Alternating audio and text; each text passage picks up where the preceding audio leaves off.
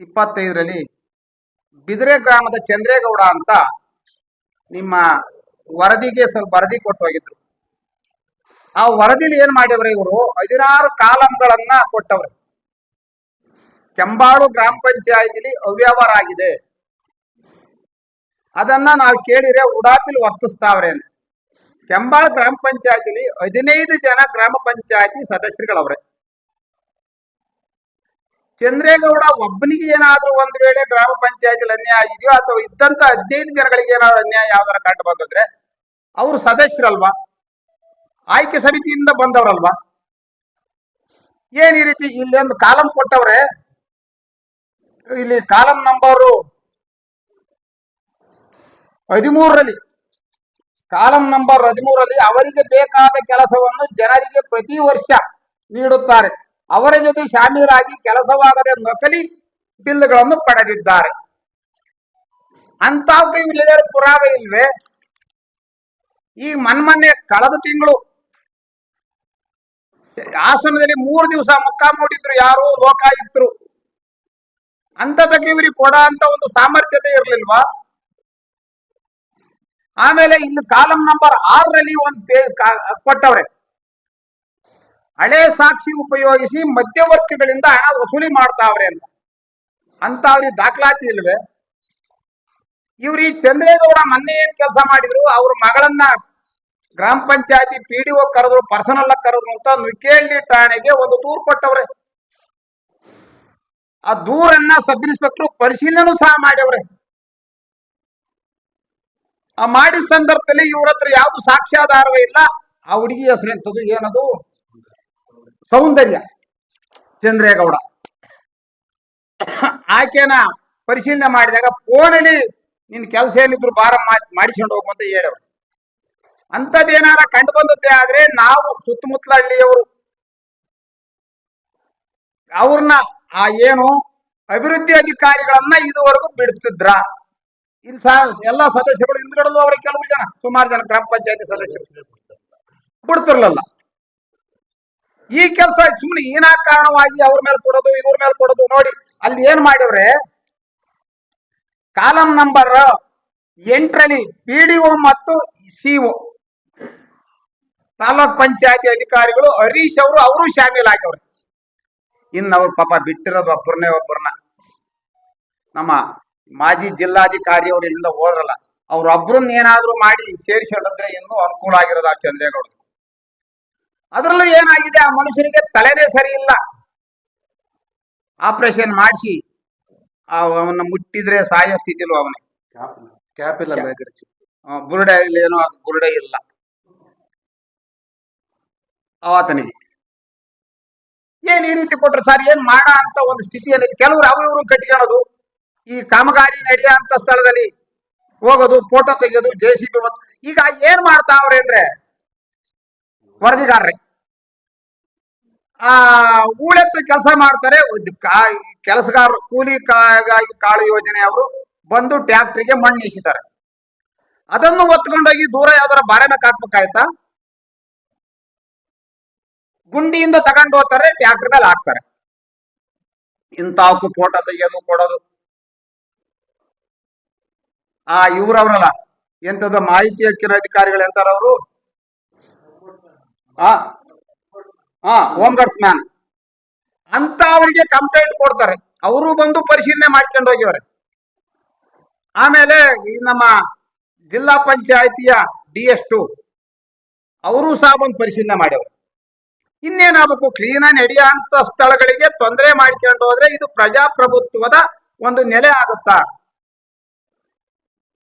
ಏನು PDO, EO, ಗ್ರಾಮ ಪಂಚಾಯತಿ ಕಾರ್ಯದರ್ಶಿ, ಯಾರು ಸೆಕ್ರೆಟರಿ, ಇವರೆಲ್ಲರೂ ಕಂಪ್ಲೇಂಟ್ ಹೊಂದಾಣಿಕೆ ಮಾಡ್ಕೊಂಡು ಹೋಗಿರೋದು. ಇವ್ರ ಜೊತೆ ಯಾರು ಇರಲೇ ಇಲ್ವಾ? ಇಲ್ಲಿರೋಂಥ ಸದಸ್ಯರುಗಳು ಯಾರು ಅವ್ರ ಪರವಾಗಿಲ್ವಾ? MLA ಮೇಲೆ ದೂರ ಮಾಡಿ ಇರ್ಲಿ. ಯಾತಕ್ಕೆ ಇವ್ರಿಗೆ ಈ ರೀತಿ ಉದ್ದೇಶ? ನೆನ್ನೆ ಜಿಲ್ಲಾಧಿಕಾರಿಯವರಿಗೆ ಕಂಪ್ಲೇಂಟ್ ಕೊಟ್ಟವ್ರೆ, ನಿಮ್ಗ ವರದಿಗಾರರಿಗೂ ಕೊಟ್ಟು ಸಲ್ಲಿಸವ್ರೆ, ಅವರಿಗೂ ಕೊಟ್ಟವ್ರೆ, ಅದ್ಯಾರ ಇನ್ಯಾರಿಗೂ ಕೊಟ್ಟವ್ರಂತೆ, MLA ಅವರೆಲ್ಲರಿಗೂ ತಹಶೀಲ್ದಾರರಿಗೆಲ್ಲ ಕೊಟ್ಟವ್ರಂತೆ. ಏನು ಪ್ರಯೋಜನವಾಗಿಲ್ವಂತೆ. ಅಂದ್ರೆ ಇವ್ರೆಲ್ಲಾನು ಮಾಡೋದ್ಕಿನ್ನ ಇವನ್ ಯಾರು ಇವ್ರು ಚಂದ್ರೇಗೌಡ ಅನ್ನೋನು ಯಾರಾದ್ರೂ ಇವರು ಬುರುಡೆ ಆಪರೇಷನ್ ಮಾಡಿದ್ರಲ್ಲ ತಲೆ ಅವ್ರ ಹತ್ರ ಒಂದು ಸರ್ಟಿಫಿಕೇಟ್ ಇದ್ರ ಜೊತೆ ಲಗತ್ತಿಸಿಕೊಟ್ಟಿದ್ರೆ ಒಂದು ರಿಪೋರ್ಟ್ ಅನ್ನ ಲಗತ್ತಿಸಿ ನಿಮ್ ಕೈಗೆ ಕೊಟ್ಟಿದ್ರೆ ತುಂಬಾ ತುಂಬಾ ಚೆನ್ನಾಗಿತ್ತು.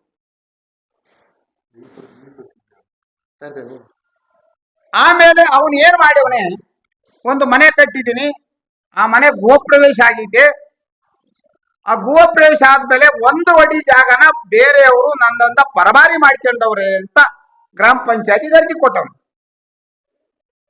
ಆ ವ್ಯಕ್ತಿ ಮನೆ ಕಟ್ಟಿ ಗೃಹ ಪ್ರವೇಶ ಆಗಿರೋದು ಪಕ್ಕದ ಜಮೀನನ್ನು ಮಾಡ್ಕೊಂಡಿರೋದು ಸುಮಾರು 1.5 ವರ್ಷಗಳ ಹಿಂದೆ. ಆ ಟೈಮಲ್ಲಿ ಇವನೇನ್ ಮಾಡ್ತಿದ್ದ,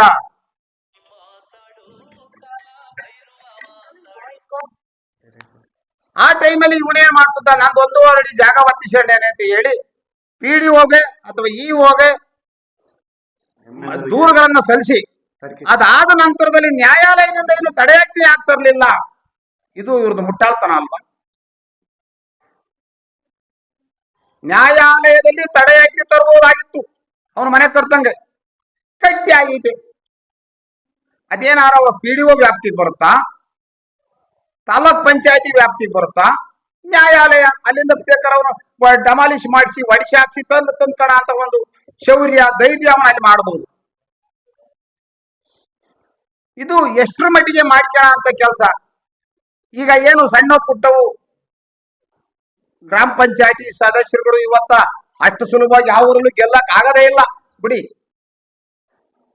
ಈ ಪ್ರಜಾಪ್ರಭುತ್ವದಲ್ಲಿ ಅಷ್ಟು ಸುಲಭ ಗೆಲ್ಲಕ್ ಆಗಲ್ಲ. ಅವರು ಸ್ವಲ್ಪ ಹಣ ಖರ್ಚು ಮಾಡ್ಬೇಕಾಗುತ್ತೆ, ಸಣ್ಣ ಪುಟ್ಟ ಕಾಮಗಾರಿಗಳನ್ನು ಮಾಡ್ಬೇಕಾಗುತ್ತೆ. ಇಂಥಕ್ಕೆಲ್ಲ ಅಡ್ಡಿಪಡಿಸಿದ್ರೆ ಅವ್ರು ಏನಾಗ್ಬೇಕು? ಈಗ ಯಾವುದೋ ಒಂದು ಸಣ್ಣ ಗೋಕಟ್ಟೆ ನಿರ್ಮಾಣ, ಚರಂಡಿ ದುರಸ್ತಿ ನಿರ್ಮಾಣ, ಕೆರೆ ಒಳಗೆ ಹೂಳೆತ್ತ ನಿರ್ಮಾಣ, ಅದು ಮೇಲಾಗಿ ಏನು ಸಣ್ಣ ಪುಟ್ಟ ದೇವಸ್ಥಾನಗಳ ತಕ್ಕ ಹೋಗೋದಕ್ಕೆ ಡಾಂಬರೀಕರಣ ರಸ್ತೆ, ಈ ಇರ್ತಕ್ಕಂಥ ಕರ್ನಾಟಕದಲ್ಲಿ ಇರ್ತಕ್ಕಂಥ ಎಲ್ಲಾ ಗ್ರಾಮ ಪಂಚಾಯತಿಗಳಲ್ಲವೇ ಕೂಲಿಗಾಗಿ ಕಾಳು ಯೋಜನೆ ಕೇಂದ್ರ ಸರ್ಕಾರ ಕೊಟ್ಟರದನ್ನ ಅನ್ವಯಿಸ್ಕೊಂಡು ಹೋತಾ ಅವ್ರ ಇಲ್ಲ, ಏನೋ ಸಣ್ಣ ಪುಟ್ಟ ರೀತಿ ನಡ್ಕೊಂಡು ಹೋಗ್ತಾ ಇದೆ. ಅದಕ್ಕೆ ಏನಾಗುತ್ತೆ ಅಂದ್ರೆ ಈ ಸಂದರ್ಭದಲ್ಲಿ ನನಗೊಂದು ಜ್ಞಾಪಕ ಬರುತ್ತೆ. ಈ ಹೊಟ್ಟೆ ಪಕ್ಷಿ ರಂಗಸ್ವಾಮಿ ಎಲೆಕ್ಷನ್ ತ್ರಿಶೂಲ ಗುರ್ತಿ ನಿಂತಿದ್ದಾಗ ಅವ್ರು ಎಲ್ಲಿಗೋದ್ರು ಕುರಿಗಳನ್ನ ಪ್ರದಕ್ಷಿಣೆ ಮಾಡೋಣ ಬೀದಿಲಿ. ಯಾತಕ್ಕೆ ಅಂದ್ರೆ ಕರ್ನಾಟಕದ ಜನ ಇದಕ್ಕೆ ಸರಿ ಸಮಾನ ಕುರಿಗಳಿಗೆ. ಇದೇನಿದು ಇವರು ನಡತೆ, ಆ ಮನೆಗೆ ಈ ಸೊತ್ತು ಕೊಟ್ಟಿಲ್ಲ ಅಂತ ಕೇಳ್ತಾರೆ. ಅವನ್ ಮನೆ ಕಟ್ಕೊಂಡು ಗೃಹ ಪ್ರವೇಶ ಮಾಡ್ಕೊಂಡ್ಬಿಟ್ಟವನೆ ಮಾಡವನ. ಅವತ್ತೇನ್ ಮಾಡ್ತಿದ್ದ ಈ ಮನುಷ್ಯ?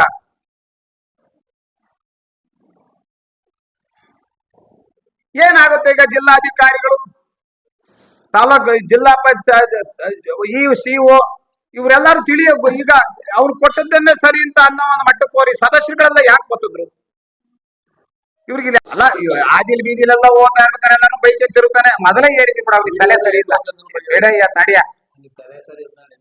ಅವ್ನ್ ತಲೆ ಸರಿ ಇಲ್ಲ ಅಂತ ಮೊದಲೇ ಹೇಳಿದ್ವೇನೆ. ಎಲ್ಲಾರು ಬೈಕಂಡೇ ತಿರುಗ್ತಾನೆ. ಅವ್ನಿಗೆ ನಾನು ಅಲ್ಲ, ಎಲ್ಲ ಇದೆ ಅವ್ರ ಬಗ್ಗೆ ಅವಾಚ್ಯ ಪದಗಳಿಂದ ಏನಾದ್ರು ಒಂದ್ ವೇಳೆ ನಿಂದಿಸಿದ್ರೆ ಅವರು ಸರಿ ಅಂತ ಹೇಳ್ಬಹುದು. ನೋಡಮ್ಮ, ಫೋನ್ ಮೇಲೆಲ್ಲ ಮಾತಾಡಕ್ ಹೋಗ್ಬೇಡಿ, ಒಂದು ನೇರವಾಗಿ ಆಫೀಸರ್ ಕುತ್ಕೊಂಡು ಪರಿಶೀಲಿಸಿ ವಿಚಾರಿಸಿ ಅನ್ನೋದು ತಪ್ಪೇ.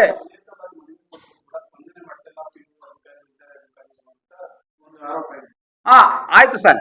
ಯಾವತ್ತಾರು ಒಂದ್ ದಿವಸ ಅಭಿವೃದ್ಧಿ ಅಧಿಕಾರಿಗಳ ಜೊತೆ ನೇರ ಸಂಪರ್ಕದಲ್ಲಿ ಎಂತದ್ದು ನಮ್ಮ ಹೆಸರು ಸೌಂದರ್ಯ ಆಗ್ಲಿ ಅಥವಾ ಸೌಂದರ್ಯ ಆ ಅಭಿವೃದ್ಧಿ ಅಧಿಕಾರಿಗಳ ಜೊತೆ ನೇರ ಮಾತುಕತೆ ಆಡ್ಯವರ? ಸರ್ ಬ್ಯಾಡ ಸರ್. ಒಮ್ಮ ಹುಡುಗಿ ಐತಲ್ಲ, ಪಂಚಾಯತಿ ಮೆಂಬರ್ಗಳಿಗೆ ನಮ್ಗ್ಯಾರು ತಿಳಿಸ್ಬೋದಾಯ್ತಲ್ವಾ? PDO ಸ್ಪಂದಿಸ್ತಾ ಇಲ್ಲ ಅಂತ ತಿಳಿಸ್ಬೇಕು. ನಮ್ಗ್ಯಾರ ನಾವು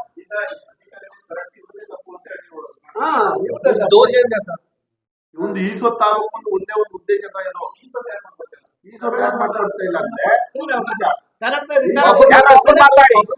ಯಾರೋ ಒಬ್ರು ಮಾತಾಡಿ ಏನ್ ಮಾಡ್ಕೊಡ್ತಿಲ್ಲ ಅಂದ್ರೆ ನಮ್ಮಲ್ಲಿ ಮನೆ ಕಟ್ಟಿದ್ವಿ.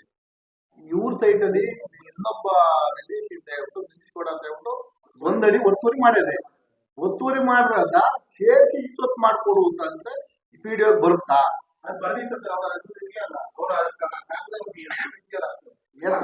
ಹೆಸರಿದೆ ಆ ಮನೆ ಮನೆ ಅದು ದೇಶ ಸರ್ ಅದು ರೆವಿನ್ಯೂ ಲ್ಯಾಂಡ್ ಅಲ್ಲಿ ಇದೆ ಸರ್. ಒಂದು 6 ತಿಂಗಳಿಂದ ಏನಾಯ್ತು, ರೆವಿನ್ಯೂ ಲ್ಯಾಂಡ್ ಈ ಸಾಫ್ ಮಾಡೋದಿತ್ತು. ಈಗ ಎಲ್ಲ ಕ್ಯಾನ್ಸಲ್ ಆಗಿದೆ, ನಿಮ್ಗೆ ಗೊತ್ತಲ್ಲ. ಅದು ಕಂಡೀಷನ್ ಎಲ್ಲ ಆಗ್ಬೇಕು. ಇವ್ರು ಏನ್ ಮಾಡಿದ್ರೆ ಸರ್, ಈಗ ಮನೆ ಕಟ್ಟಾರೆ. ಮನೆ ಕಟ್ಟಿರೋದೇನಾಗೈತೆ, ಈಗ ನಂದು ಇಲ್ಲಿ ಇನ್ನೂ ಒಂದು ಒಡಿ ಆಲ್ರೆಡಿ ಒಳಗೆ ಬರುತ್ತೆ. ಅವ್ರ ಮನೆ ಕಟ್ಟಿರೋಕೆ ನಂಜೇಶಣ್ಣ ಒಳಿಕೆ ಅಂತ ಹೇಳ್ತಾವ್ರೆ. ಅದಕ್ಕೆ ಅವ್ರೇನಾಯ್ತು, ಇದು ರೆವಿನ್ಯೂ ಲ್ಯಾಂಡ್ ನೀವು ಅಳತೆ ಮಾಡಿಸಿ ಸ್ಕೆಚ್ ಕಟ್ಟಿ ಕಳತೆ ಮಾಡಿ ನಾನು ಇವತ್ತಕ್ಕೆ ಹೋಗಿ ನಾನಿದ್ದು ಸ್ಪಾಟ್ ಅಲ್ಲಿ ಇವತ್ತಕ್ಕೆ ಹೋಗಿ ರದ್ದು ಮಾಡಿಸಿ ನಿನ್ ನ್ಯಾಯ ಕೊಡಿಸ್ತೀನಿ ಅಂತ ಹೇಳಿದ್ದು ಸತ್ಯ ಸಹ. ಇವ್ರಿಲ್ಲ, ನಾನು ಕೋರ್ಟ್ಗೆ ಹೋಯ್ತಾ ಬರ್ತೀನಿ ಅಂತ ಬುಡಾಪೆ ಮಾತಾಡ್ಕೊಂಡು ಈ ತರ ಮಾಡ್ತಾ ಇರೋದು. ಆಮೇಲೆ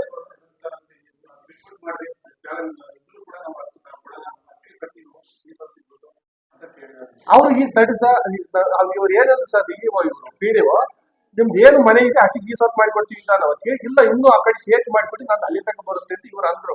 ಅದಕ್ಕೆ ಅವ್ರು ಏನಂದ್ರು, ರೆವಿನ್ಯೂ ಲ್ಯಾಂಡ್ ಅಲ್ಲಿ ಇರೋದು ಸ್ಕೆಚ್ ಕಟ್ಟಿ ಅಂದ್ರು. ಸ್ಕೆಚ್ ಕಟ್ಟಕ್ಕೆ ಸರ್ ಇವ್ರ ಜಮೀನು ಈಗ ನಮ್ದು ನಿಮ್ದು ಅಕ್ಕಪಕ್ಕ ಮಧ್ಯೆ ಜಮೀನು ವ್ಯತ್ಯಾಸ ಇರುತ್ತೆ ಅಲ್ಲ ಸರ್, ಸೂಕ್ಷ್ಮ ಗಮನಿಸಿ ಸರ್. ನಾವು ಎಲ್ಲಿ ಹೋಗ್ಬೇಕು ಸರ್ ನ್ಯಾಯ ಕೇಳಕ್ಕೆ?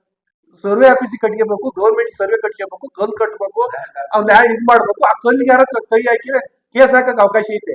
ಇವ್ರು ಸ್ಕೆಚ್ ಕಟ್ಟಕ್ ಆಗದಲ್ಲ, PDO ತಗೋಗೋದು, ಅವನ್ನಾಕಿ ಅಮ್ಮನ್ನಾಕಿ ಅನ್ನೋದು ಸಾಮಾನ್ ತಡಿಕಿಟ್ಟ. ಆಮೇಲೆ ಮಾತಾಡಿವಂತೆ, ಆಮೇಲೆ ಇದಕ್ಕೆ ಬೇಡ ಕಡೆಯ ಸಂಬಂಧವಾಗಿ ಇರಯ್ಯ ಹಂಗೆಲ್ಲ ಅಧಿಕಾರಿ ಗೌರವ ಐತೆ, ಅವ್ವ ಅಮ್ಮ ಅಂತ ಬೈಬೇಡ ಅಂದ್ರೆ ವೈಯಕ್ತಿಕವಾಗಿ ಅವ್ರಿಗೆ ಸಪೋರ್ಟ್ ಮೆಂಬರ್ ಅಂತವ ನಮ್ಮ ಮೇಲೆ ಇಲ್ಲದೆ ಕಂಪ್ಲೇಂಟ್ ಮಾಡೋದು, ಇವೆಲ್ಲ ಮಾತಾಡ್ತಾರೆ. ನೀವೇ ಹೇಳಿ ಸರ್.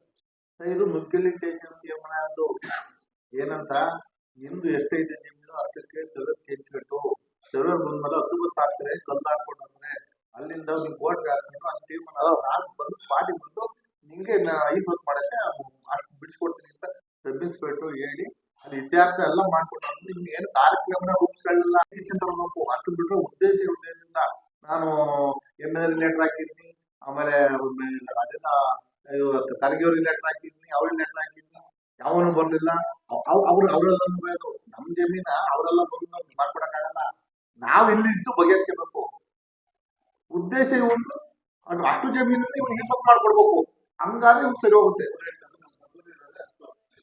ಸರ್. ರೆವಿನ್ಯೂ ಲ್ಯಾಂಡ್ ಅಲ್ಲ ಸರ್, ಅದು ರೆವಿನ್ಯೂ ಲ್ಯಾಂಡ್ ಪತ್ರ ಹೆಂಗ್ ಮಾಡಕ್ಕಾಗ್ತದೆ ಸರ್? ಅಲಿಯೇಷನ್ ಸೈಟ್ ಸರ್, ಬಡಿ ಲೆಕ್ಕ ಹೇಳ್ತಾರಲ್ಲ ಸರ್, ಅದು ರೆವಿನ್ಯೂ ಇದು ಅಲಿಯೇಷನ್ ಸೈಟ್ ಸರ್. ಅದು ರೆವಿನ್ಯೂ ಸೈಟ್ ಸ್ಕೆಚ್ ಮಾಡ್ಬೇಕು, ಒಡಿಗೂ ಸಂಬಂಧ ಐತೆ ಸರ್. ಇಲ್ಲಿಂದ ಬಂದಿದೆ ಸರ್ವೆ ನಂಬರ್ ಇದೆಯಲ್ಲ ಸರ್, ಒಡಿ ಹೆಂಗ್ ಹೇಳ್ತಾರೆ ಸರ್? ಒಡಿ ಹೆಂಗ್ ಗಮನಿಸಕ್ಕಾಗತ್ತೆ ಸರ್? ಸರ್ ಸರ್ವೆ ನಂಬರ್ ಜಾಗವನ್ನ ಈಸತ್ ಮಾಡ ಅಂತ ಪ್ರಾವಿಷನ್ ಇಲ್ಲ. ಒಡಿನೇ ಕೇಳಂಗಿಲ್ಲ, ಕೇಳಿ ಸರ್ವೆ ನಂಬರ್ ಕುಂಟೆ ಲೆಕ್ಕ ಕೇಳ್ಬೇಕು. ಕುಂಟೆ ಲೆಕ್ಕ ಕೇಳ್ಬೇಕು. ಅವ್ರ ಉದ್ದೇಶ ಏನು? ಬಟ್ ಅವ್ರಿಗೆ ನ್ಯಾಯ ಕೇಳಿ ಸರ್.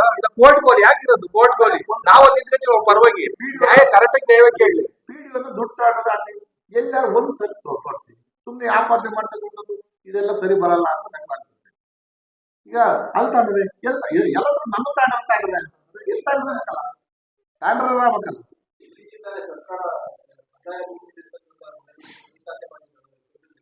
ಸರ್ ಕೊಟ್ಟೆ ಸರ್ ಬೇರೆ ಒತ್ತುವರಿ ಮಾಡ್ಕೊಂಡಾರಲ್ಲ ಸರ್ ಅದು ಡಿಸ್ಪ್ಯೂಟ್ ಜಮೀನು, ಡಿಸ್ಟ್ರಿಬ್ಯೂಟ್ ಆಯ್ತು ಸರ್. ಡಿಸ್ಪ್ಯೂಟ್ ಜಮೀನು ಅವಂದು ನಂದು ಅಂತ ಬರ್ತೇವೆ, ನಂದು ಅಂತ ಬರ್ತಾ ಇರೋದ್ರ ಬಗ್ಗೆ ಕೋರ್ಟ್ ಆಡಲಿ. ಕೋರ್ಟ್ ನ್ಯಾಯಾಲಯದಲ್ಲಿ ಮರವಾಗಿ ತಗೋಬಹುದಾಗಿತ್ತಲ್ಲ ಸರ್.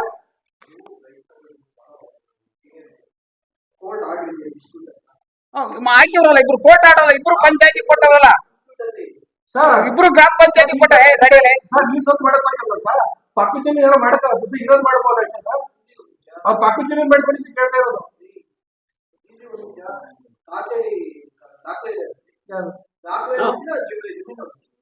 ಏನ್ ದಾಖಲೆ ಇದೆ ಏನಿದೆ ಪಾಣಿ ಇದೆ, ಪಾಣಿ ಇದೆ, ಸ್ಕೆಚ್ ಕಟ್ಬೇಕು ಅಲ್ಲ ಸರ್, ಸ್ಕೆಚ್ ಮಾಡ್ಬೇಕಲ್ವ ಸರ್? ರೆವಿನ್ಯೂ ಲ್ಯಾಂಡ್ ಖಾತೆ ಮಾಡೋಕ್ಕೋಸ್ಕರ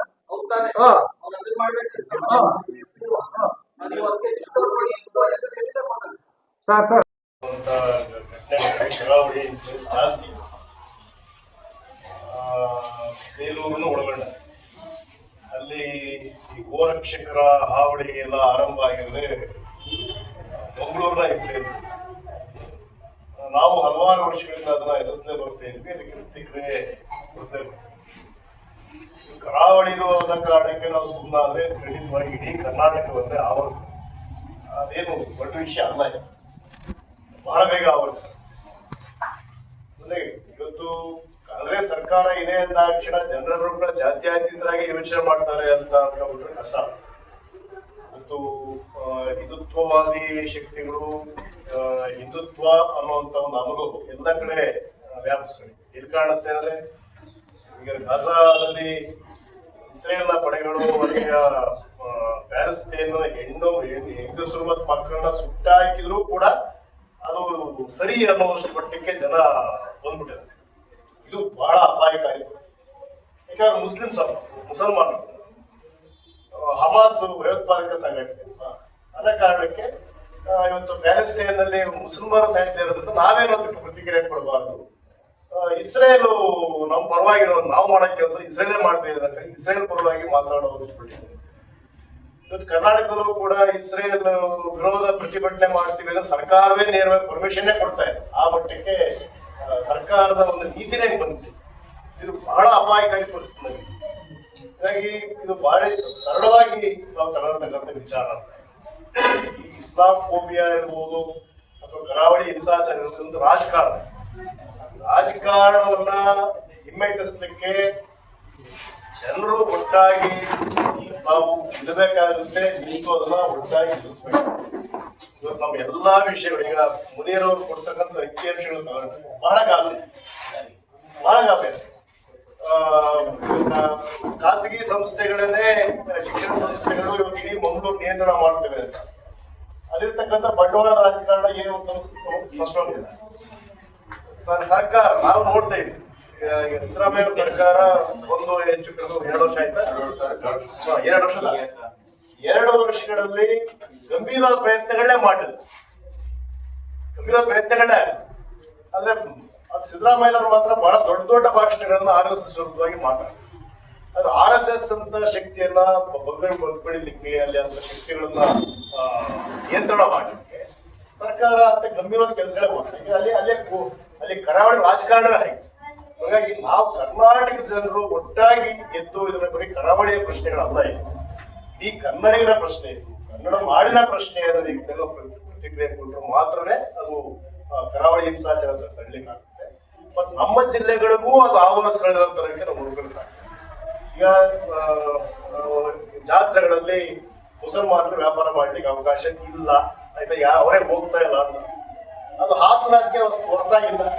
ನಾವು ನೋಡಿದ್ವಿ ಜನಕೇಶ್ವ ದೇವಸ್ಥಾನ ಜಾತ್ರೆನಲ್ಲಿ ಮುಸಲ್ಮಾನರು ವ್ಯಾಪಾರ ಮಾಡಬಾರದು ಅನ್ನೋ ಗಲಾಟೆ 2 ವರ್ಷದಿಂದ ಇದ್ದಿತ್ತು. ನಾವು ಅದನ್ನು ಪ್ರತಿಕ್ರಿಯೆ ಮಾಡಿದ್ವಿ. ಆ ಜನಕೇಶ್ವರ ದೇವಸ್ಥಾನದಲ್ಲಿ ರಥೋತ್ಸವ ಮಾಡ್ಬೇಕಾದ್ರೆ ಉಗ್ರಾನ್ ಭಟ್ಟ ಅನ್ನೋದು ಒಂದು ಪರಂಪರೆ ಅದು, ಆಯ್ತಾ? ಆ ಪರಂಪರೆನೇ ಇರಬಾರ್ದು ಅನ್ನೋ ತರಕ್ಕೆ ದೊಡ್ಡ ಗಲಾಟೆಗಳನ್ನ ಮಾಡ್ತಾರೆ.